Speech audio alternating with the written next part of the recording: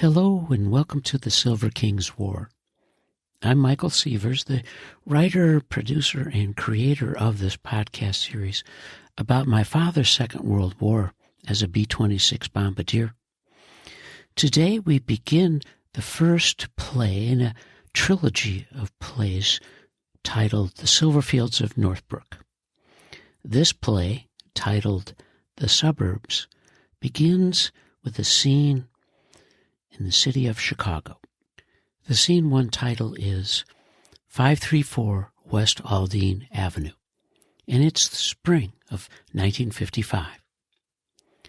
This scene opens on the front terrace of a two-story apartment building on West Aldine Avenue near Lake Michigan, wedged between Broadway and Sheridan Road. The Silverfields live in a spacious first-floor apartment. The Stearns, Uncle Lester and Aunt Lucille, live upstairs. Stanley Silverfield glides to a curbside stop in a new two-tone white on powder blue Plymouth coupe. It's a spring day as the family greets him at the curb. It's clear, as the story evolves, that the Silver King always loved his cars. On this spring day, Shirley and Stanley have exciting family news.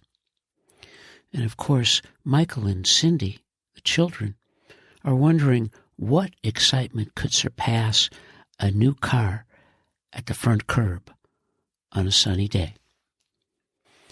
As the scene opens, Michael steps forward and reads his first brief letter beneath a single light. This is the start of his life as a narrator, storyteller, and writer.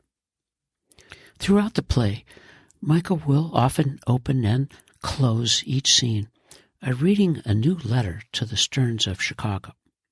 Lucille and Lester Stearns were not really relatives, but they were very close to the Silverfield family, and Michael felt that it was important to keep them in the family's lives, even though things were about to change. This is the son, Michael. Dear Aunt Lucille and Uncle Lester, Dad came home today with a new car. It's a beauty. White top, blue body. We were so excited. Dad said it's a Plymouth coupe. Cindy and I jumped into the back seat. Mom and Dad sat in front. We took a fun ride on the outer drive. I've never seen anything so shiny and new. We rolled the windows down. The wind was thrilling. I hope you can ride with us soon.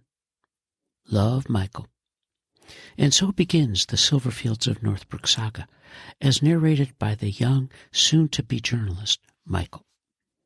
As the lights go up on this scene, Michael and Stanley are at the curb, looking directly at the brand-new car. The sun is bright, the car is shiny, and Michael is excited. Stanley begins, Hi, kiddo. We have a new car. What do you think? And Michael, excited, Wow, Dad, a new car. What is it? Can we go for a drive? Stanley, beaming, Of course. It's a 1955 Plymouth coupe.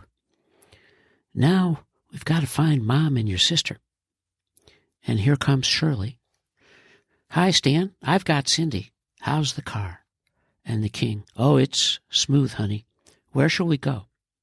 And Cindy, bubbling. Hi, Daddy. It's blue. The King, also happy. Hi, honey. Yes, it's blue. Do you like it? And Cindy, beaming. Yes, it's pretty, Dad. And Michael. It's a beauty, Dad. It's an incredible-looking car. How did you decide which car to buy? Stanley explains, Well, I drove a Chevrolet and a Studebaker, too. The Plymouth felt better, quieter, comfortable, and we got a very good deal.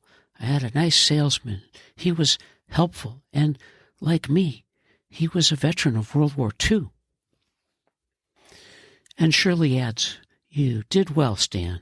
We love the car. Okay, kids, let's get your coats, and Dad will take us for a drive. You good to go, Stan? And the king, "You bet. How about the outer drive?" And Mom, "A wonderful idea." As the lights go down on this scene, the Silverfields are sitting in the new Plymouth coupe. It's 11 years after Stanley tried to buy a 1936 Ford Phaeton for trips to the flight line at Columbia Army Air Base in South Carolina. He was in South Carolina for advanced training ahead of his assignment to learn how to fly the B-26. You, as faithful followers of our hero, the Silver King, may remember those 1944 episodes before he went overseas.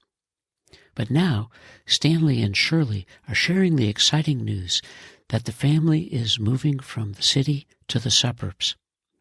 They tell Michael and Cindy that they'll live in Northbrook, not far from Lake Michigan.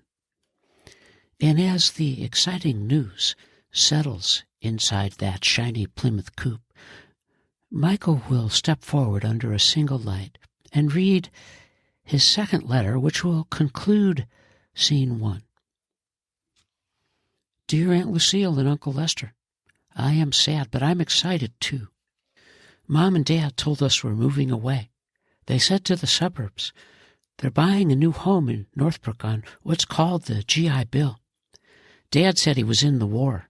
He's helping me tell you stories. We're driving there soon to see it. It has a yard and will have big bedrooms.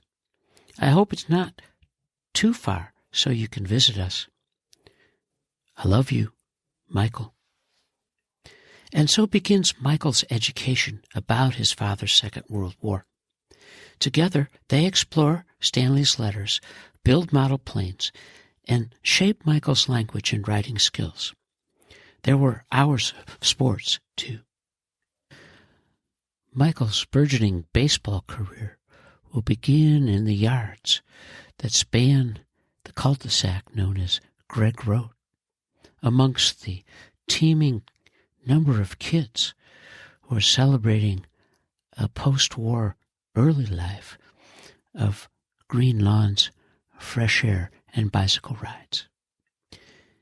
And as this scene, 534 West Aldine Avenue, ends, we have reached the conclusion of the first scene in this play, The Suburbs, about the Silverfields of Northbrook in 1955.